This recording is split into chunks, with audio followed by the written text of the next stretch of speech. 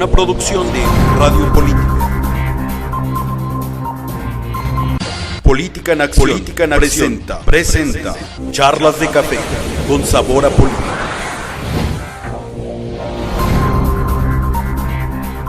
Con el periodista Humberto Hernández Pimentel. Es momento de que la noticia se viva a detalle, a profundidad. Somos actores importantes y ninguna reforma podrá tener éxito contra la voluntad de los maestros y los padres de familia. Porque la noticia no puede esperar. Comenzamos. Charlas de Café con sabor a política.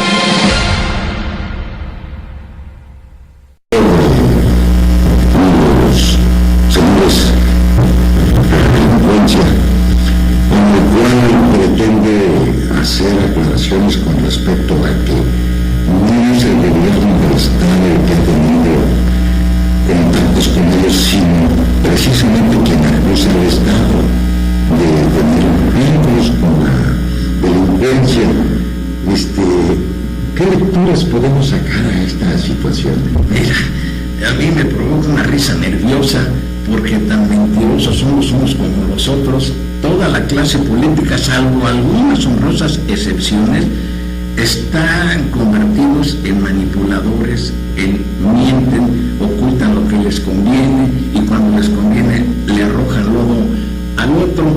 Yo la verdad, esta situación que acabamos de conocer antier del famoso Servando la Tuta, pues me huele como a descargo de culpas en contra de altos funcionarios del gobierno del Estado. Yo no creo que haya sido muy oportuno, porque la gente que más o menos razonamos y analizamos, bueno, qué casualidad que ahora sale este señor a arrojarle tierra, hacerle señalamientos a aquella que hace unos días señaló a personajes. ¿Pretendiendo justificar? Pues, sí, yo creo que es estratégicamente para mí es un error, pero bueno, cada quien actúa como cree conveniente.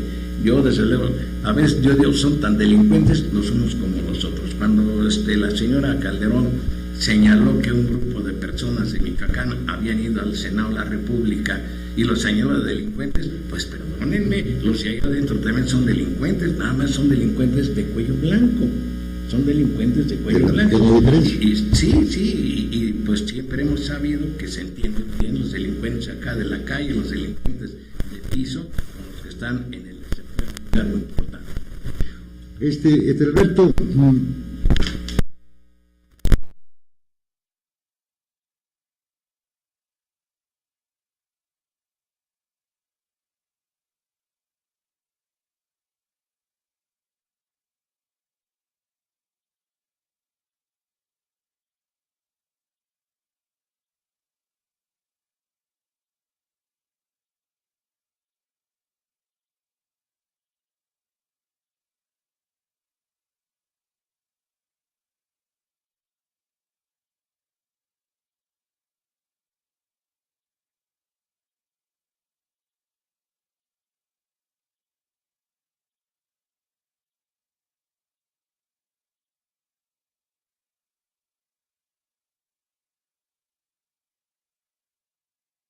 del estado de Michoacán. Entonces, bien para cuestiones... ¿Con Ramírez dices? César Ramírez, ¿no? Algo así. Jorge Ramírez Marín. Ramírez Marín. Vienen por cuestiones de carácter política que no se dicen.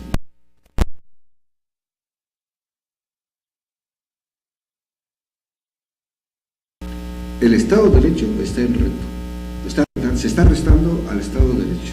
Y Michoacán es uno de los estados claves en ese sentido. No nada más para Michoacán, sino para todo el país. Si ese es por un lado. Por el otro, dinero y cuestiones de política, de alta política, que no estamos acostumbrados. Espérame tantito. Licenciado, para ver lo que dijo la Cocoa y la Tuta y la visita con Carmen Aristegui, todas esas cosas más, y César, Ciro Gómez Leiva, es un juego de complicidades. Un presidente municipal, un tesorero del municipio, hacia arriba, hasta gobernador, presidente de la República, tiene una visión territorial, socialmente, de cómo está su municipio. Debe saber cuál es lo brillante, lo oscuro, lo apestoso, lo claro, lo transparente, lo bien fragante. Entonces, callar es complicidad. El silencio es cómplice, Tanto peca el que mata a la vaca como el que le agarra la pata. Ellos son cómplices por omisión, por silencio. La omisión y el silencio, pues en realidad es una conducta que nos hace creer que hay complicidad. Usted, Chavo, en su revista tan importante nos señala que recoge algunas ideas, por ejemplo, del expresidente Calderón, en el sentido de que está diciendo que estamos a punto de un estallido social. ¿Usted realmente cree que pueda haber un estallido social en Michoacán y que se inicie precisamente aquí, pues por los grupos tanto delictivos como las policías comunitarias y toda esta parafernalia que ha sucedido por falta de la presencia de los gobiernos estatales, municipales y federales? Porque los vacíos se llenan. Claro, los vacíos. Cuando se deja un vacío de poder, no falta quien lo llene. ¿Usted qué opina? A mí me queda muy claro que esto no le gusta al gobierno federal ni al gobierno del estado, pero es un estado que se está militarizando. La tropa no resuelve los problemas más que con represión, y la represión no es una buena señal para un país, para un gobierno federal estatal que se llama democrático.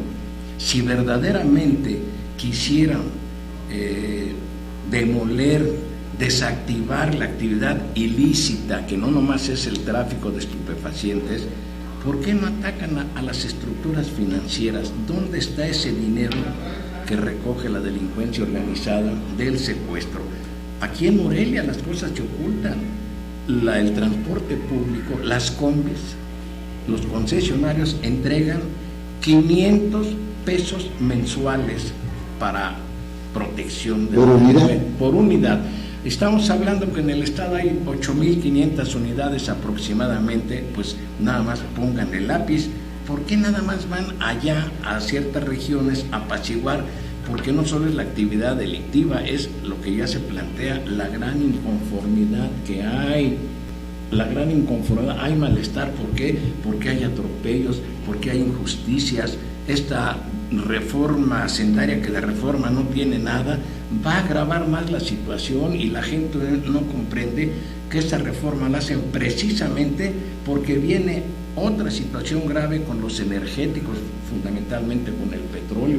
A la gente la han engañado diciéndole que vamos a estar mejor, que va a bajar la gasolina. Lo mismo nos dijeron con los bancos, cuando los bancos pasaron a la iniciativa privada, con los ferrocarriles, con todo lo que han privatizado, le han dado al traste. Está Teléfonos de México. Esto no va a resolver. Para abonar un poco lo que tú dices, Charo, veía yo el día de hoy en la prensa nacional, concretamente en el Universal, una noticia en la cual se nos da a saber que ahorita, por decir la gasolina, la más usual, la magna, está más cara que en Estados Unidos. Bueno, eso es muy relativo. Mira, nos han traído con un cuento diciendo, a veces nos dicen, claro, está más cara. A veces nos han engañado diciendo que en Estados Unidos la gasolina es más cara. Sí, nada más que vean allá cuánto gana por hora una persona, un burócrata, cuántos dólares gana por hora. Con el salario de un día, allá pueden llenar el tanque de gasolina, aquí no lo pueden hacer, pero además esto impacta en el transporte de mercancías que consumimos tú, que consume el señor. Han hecho un engaño pavoroso con esto. Hace aproximadamente 3 meses, el director de Petróleos Mexicanos estuvo en Boston en una reunión con las principales cabezas de las empresas petroleras y les mostró que los ingresos, las ventas anuales de Petróleos Mexicanos de 100,000 millones de dólares. ¿Por qué eso no lo dan a conocer aquí? ¿Por qué eso no nos lo dan a conocer aquí? A lo mejor hablo en forma desordenada. ¿Cómo es posible que seamos un país productor de petróleo y no se han hecho refinerías? Claro, porque les conviene a las empresas norteamericanas que las refinan y que nos las venden, y a los pillos sinvergüenzas que están en áreas importantes y estratégicas del gobierno de la República para mandar allá el 1,5 millones diario de barriles, el Maya, el crudo Maya, que así se llama, y ya nos ven refinados. No tendríamos necesidad de hacer eso, licenciado. Aquí podríamos refinar todo eso, pero pues afectan los intereses de estas gentes, y si nos metemos al campo también nos vamos a encontrar que el campo, porque es así, va por el Tratado de Libre Comercio, es arenas de Gortari, pero ya me estoy apartando del tema. Bueno, tú y el maestro. Yo considero que tu pregunta es directa y te daré una respuesta directa también. Creo yo que hay un alto riesgo de estallido social por todas las inconformidades que tiene la sociedad mexicana, y en las zonas de más alta marginación es donde están supuestamente las familias oscuras de la sociedad. Tan es así que Estados Unidos tiene por lo menos 15 años considerando a ese tipo de delincuencia como subversivos, como insurgentes. ¿Sí? Es muy cuidadoso lo que se está haciendo, porque puede sí levantar y reventar las cosas. ¿Qué cosa es lo que falta? Un planteamiento ideológico solamente. Si hubiera un planteamiento ideológico, eso ya sería una subversión de que le están disputando al Estado, el Estado propio de sí. Es decir, yo voy a decir que ya se acabaron las ideologías. Pues por eso. Y que no hay una ideología que centre la actividad de todo. Vamos a la inmediatez, Humberto. Mira, es decir, todo lo que es inmediato. Yo creo que hay algo que a veces uno no coincide con la forma de pensar de todos los demás, y además esto es bueno, que en una reunión de esta naturaleza haya esa diversidad de criterios. La gente no va a un movimiento armado por ideología, no saben, van por hambre, van por necesidad, van porque son humillados, van porque las poblaciones son despojadas de sus terrenos para construir grandes hoteles, para construir vías del ferrocarril para empresas extranjeras. La industria minera en este país, la industria minera no paga un solo peso. Hace menos de un mes estuvo el primer ministro de Canadá y les dijo aquí en una reunión que tuvieron en México: en mi país, o sea en Canadá, pagan hasta el 40% de impuestos de las ventas de lo que está ahí. Aquí no pagan un centavo, y han arrasado con comunidades, ya han arrebatado a los grupos indígenas sus pertenencias. Claro que hay una gran inconformidad, pero el riesgo es, precisamente ahí está la tropa, que la vean, que vean, para que la gente le tiene miedo a los soldados, la gente le tiene miedo a los soldados. Y si se aprueba esta situación energética, de que de reforma no tiene nada, sino es un mecanismo para ponerle en bandeja de plata a las empresas norteamericanas por las presiones del gobierno de Estados Unidos y por los compromisos que hizo Peña Nieto para que lo llegaran y lo apoyaran, pues va a estar peor, porque al rato van a estar aquí, el día que hay una inconformidad grave, ahí están los gringos al otro día defendiendo sus intereses. Estallido social, pues claro que hay gran efervescencia, por eso le tienen miedo a las guardias comunitarias. Ahora que todos los pueblos se empiezan a defender, se empiezan a organizar, pues al rato claro que esto se puede transformar en un movimiento armado en contra del gobierno. Pero yo lo veo difícil, no porque las condiciones no estén dadas, es verdad, están dadas, pero la gente le tiene miedo a la represión, y a la gente la tienen embrutecida con el fútbol, con las telecomedias. Bueno, ¿qué más prueba palpable con la selección nacional? A como dé lugar, tenían que hacer la que ganara para calmar a 60 millones de mexicanos que tienen hambre. Pero con eso ya están tranquilos, con las telecomedias. Son muchos factores que utiliza el sistema para mediatizar, yo digo lamentablemente, para embrutecer a la gente, y no lo digo en sentido peyorativo, pero a mí me da mucha tristeza que inclusive platicas con gente que crees que tiene una mediana idea de lo que pasa, y muchos están de acuerdo con la reforma educativa. Esa no es ninguna reforma educativa, es un mecanismo para someter y controlar a los grupos disidentes. Yo he revisado, pues el profesor a lo mejor puede contradecirme, yo no veo una reforma educativa en serio, es un mecanismo para controlar al profesor. Pero bueno, pues todos tenemos derecho a tener una... Yo coincido con Adolfo totalmente. El hecho que, y lo matizo, el hecho que el secretario de Hacienda, el hombre del dinero, el que dicen que es el niño mimado de los hombres cercanos al presidente, haya dicho que rescatar el Michoacán es necesario, porque está en reto para el Estado mexicano y para el Estado de Michoacán. El Estado de Derecho es significativo. ¿Sí? Las condiciones están dadas, y si bien no hay un planteamiento ideológico, además lo que digan queremos comer, Y todos los programas de asistenciales que se han puesto en marcha, ¿realmente creen ustedes que ha funcionado? Porque nosotros no hemos visto que se abata un poco la pobreza y la miseria de muchos sectores. Quienes recorramos el estado de Michoacán, pues seguimos viendo que la gente cada día todo lo contrario, va de mal en peor, que la clase media está cayendo a la pobreza y que la riqueza sigue concentrándose en unas cuantas manos. Estas son las razones por las cuales sí existe el peligro de que se pierda definitivamente el Estado de Derecho en Michoacán. Bueno, mira, el Estado de Derechos yo creo que se ha perdido desde hace muchos años. Yo más bien hablaría de un Estado de justicia social. Tú escuchas a un funcionario y dicen, este asunto, aún a los ministros de la Corte, este asunto se resolvió conforme a derecho. La finalidad del derecho desde el punto de vista axiológico es la justicia, y no hay justicia. Todos estos programas a los que tú haces referencia son programas electoreros. La miseria que existe, la pobreza que existe, la han creado las cúpulas políticas, y conste, no me refiero al PRI. El PRI, dentro de todas las cosas que yo le he criticado, ha hecho cosas buenas. El PAN, el PRD han creado toda esa pobreza para que a la hora que necesitan su voto, ahí te va la despensa, ahí te va la bolsa, ahí te va la estufa, pero quiero tu voto. Esto es criminal, En México hay recursos, no en forma de dádiva, porque las limosnas no resuelven los problemas. El desarrollo de programas sociales, la escuela, la educación, o lo que en términos técnicos se llama el binomio enseñanza-aprendizaje, ¿no, maestro? Creo que eso es lo correcto. No hay, a los chavos ya no se les enseña civismo, ya en niveles superiores hablar de filosofía, ya no saben ni qué es eso de la filosofía, de ética, de una serie de valores. Quieren gente que actúe como borregos, como borregos, háganse para allá, me hago.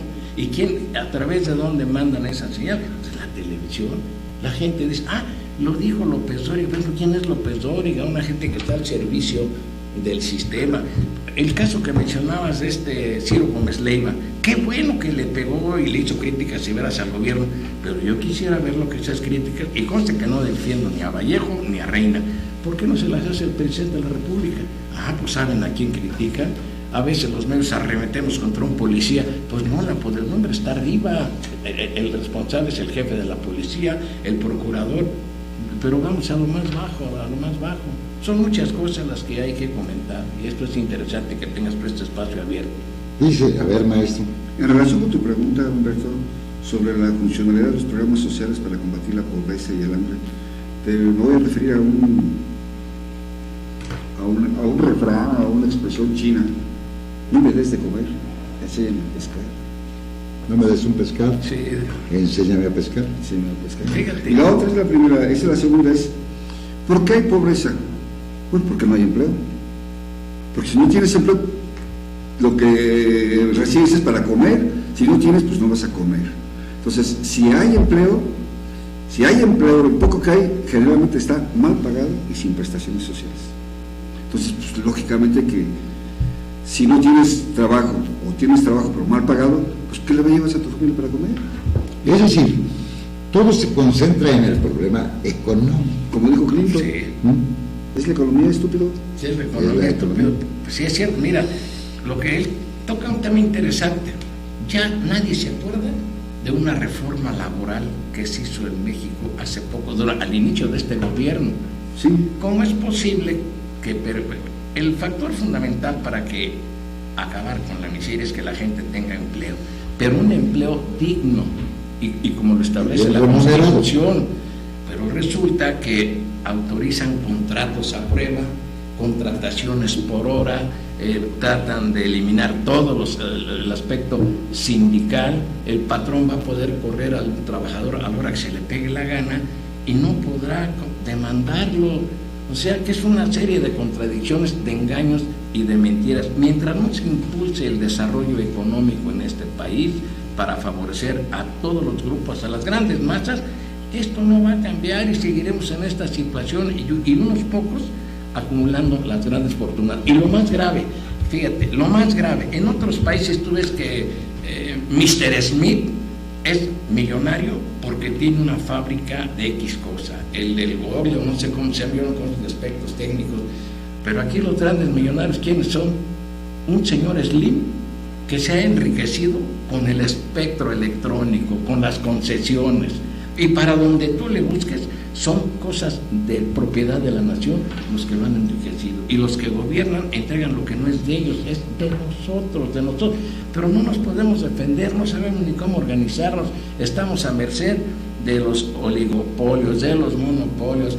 ¿Cómo es posible que en este país, en el Pacto por México, 4, 5, 6 sujetos decidan los destinos de este país? El Pacto por México es algo inconstitucional, porque ya le mandan al Congreso, ya tú apruebas esto, sí, yo lo apruebo. A propósito, Chado, y discúlpame que te interrumpa, a propósito de este fenómeno que se dio anoche, del PRD, de una simulación o un chantaje de que me retiro porque pues no me llamaron para los acuerdos que han tenido en lo oscurito, tanto el PRI como el PAN, para resolver la reforma energética, ¿sí? Y la reforma política, porque no incluyeron lo que yo quería en la reforma. Ahora me retiro y da atrás con el pacto. La semana entrante van a regresar. Entonces quiere decir que todo esto es una simulación de actitudes. Yo lo que expreso es lo siguiente. Con Miguel de la Madrid se inició el proceso de regresión de la Revolución Mexicana. En este momento la Revolución Mexicana, con sus grandes postulados que plasmaron el Estado revolucionario, ya se regresó. Es decir, abrimos la puerta al neoliberalismo en toda su... Al patrón, al dinero. Por eso, sí. El neoliberalismo es precisamente la oportunidad para los grandes capitales ser realmente los que rigen la vida política, social, económica de un país. Y si quieren las podemos hacer estadísticas: educación, condiciones de vivienda, ingreso, economía, oferta de alimentos. Casi estamos en las mismas condiciones que en el Porfiriato. Es decir, una regresión tan extraordinaria de 100 años. 30 años. Miguel de la Madrid fue el primero que desmantela la industria petroquímica por los compromisos allá. Y paulatinamente, ven el Instituto Mexicano del Petróleo, que era una estructura importantísima, ya ni existe. ¿Cuál es el criterio de los Estados Unidos? Desde hace muchos años, un secretario de Estado le dijo al presidente de Estados Unidos: no necesitamos sentar un norteamericano en la silla presidencial de México. No, abramos las puertas de nuestras universidades a jóvenes ambiciosos de cierta posición social, para que aquí se capacite, para que aquí asimilen el pensamiento de ese capitalismo salvaje, y van a regresar a su país y van a ser más radicales que nosotros. Así es. Pues, ellos tienen toda una estrategia que a lo mejor no se cumple en un mes, pero van y van. Pero ya se me olvidó que había explotado lo del pacto del PRD. Sí. Pero yo creo que, a propósito de lo que dijiste, Chávez. A ver, el pacto, aquí hemos platicado de esto, el pacto surgió por debilidad del grupo en el poder para poder hacer las mayorías. Entonces la oposición minoritaria, ok, yo voy, pero me das esto, sí, ok. No le quisieron dar, pues yo me retiro. Es un intercambio de... Claro. Yo veo algo que es muy interesante en esto. Yo veo una postura muy falsa de los chuchos y del grupo que está en torno a ellos. ¿Que ellos no sabían de todo esto desde hace tiempo? Pues claro que sabían. ¿Que no sabían que el Pacto por México es algo inconstitucional? Si tú dudas de lo que yo te digo, invita a un experto en derecho constitucional para que te diga que las únicas instancias en materia federal que pueden legislar es la Cámara de Senadores en las atribuciones que la ley les concede y la Cámara de Diputados, y en los dos juntos, una Cámara de Origen, la otra es Cámara de Revisión. No, el Pacto por México hace todo y se los entrega. Esto lo tienen que procesar.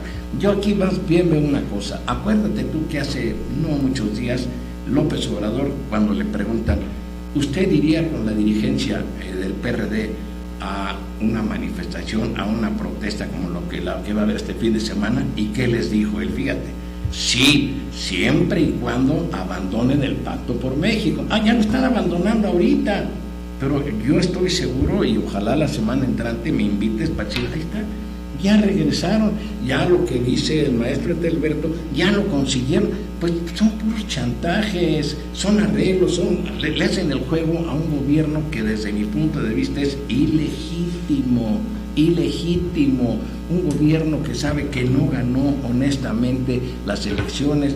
Entonces pues se le ocurrió a este que fue gobernador del estado de, ahorita te digo de qué estado, hombre, No, es muy famoso. Su hijo es el director del Infonavit ahorita, que se la dieron como, pero es el creador del Pacto por México, José Murat.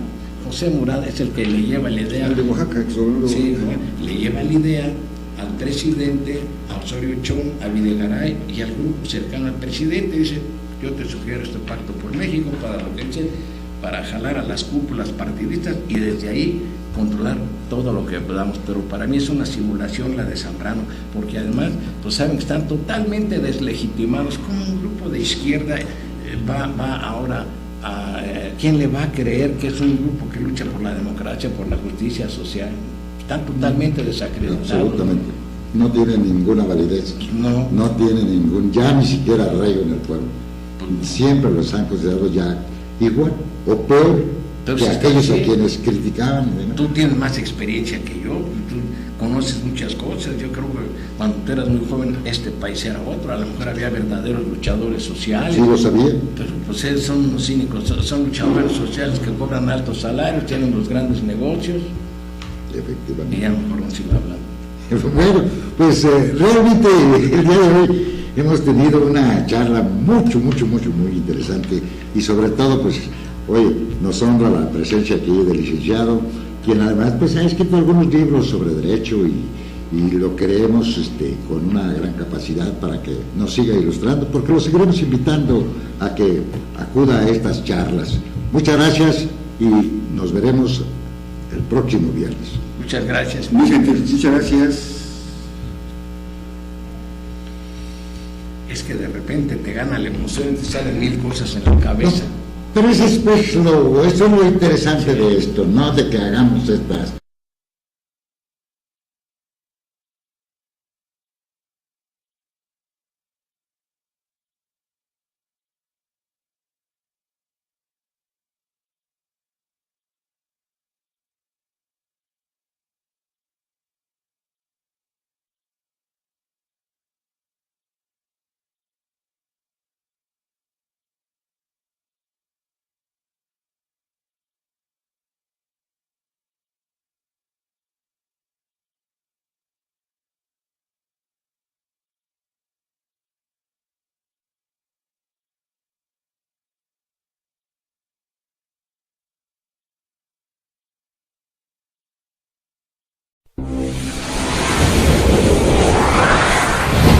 Una producción de Radio Política.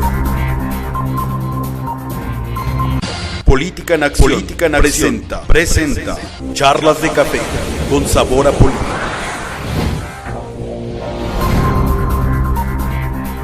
Con el periodista Humberto Hernández Pimentel. Es momento de que la noticia se viva a detalle. A profundidad. Somos actores importantes y ninguna reforma podrá tener éxito contra la voluntad de los maestros y los padres de familia. Porque la noticia no puede esperar. Comenzamos. Charlas de Café con sabor a política.